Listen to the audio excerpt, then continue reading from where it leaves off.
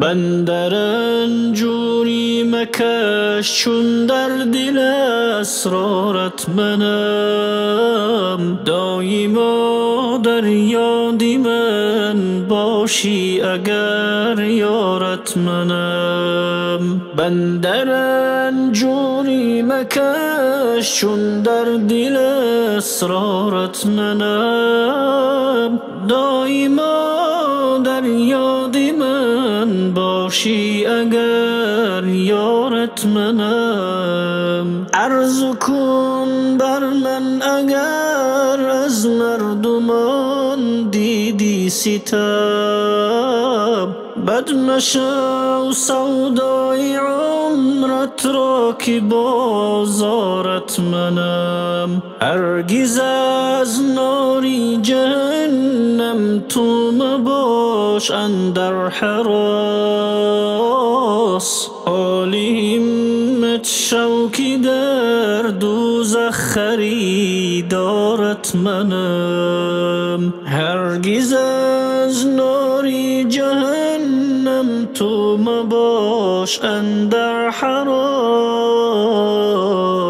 عالی همت شو که در دوزخ خریدارت منم. مهربان تر باشم از هر خویش و یار و اقربا.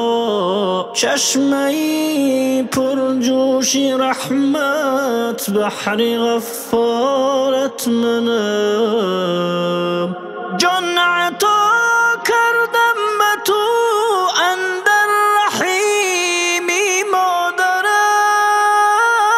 خاطرت هر لحظه با من کن که غم خارت منم. جسمی زارت را اگر مانند روزی زیر خاک.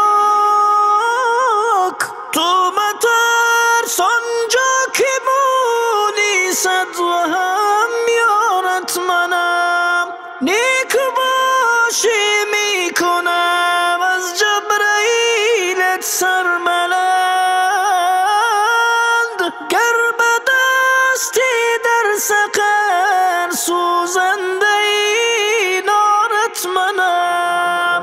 بنده رنجوری مکش چون در دل اسرارت منم. دایما در یاد من باشی اگر یارت منم. بنده رنجوری مکش چون در دل اسرارت منم. دایما در یاد من باشی اگر یارت منم.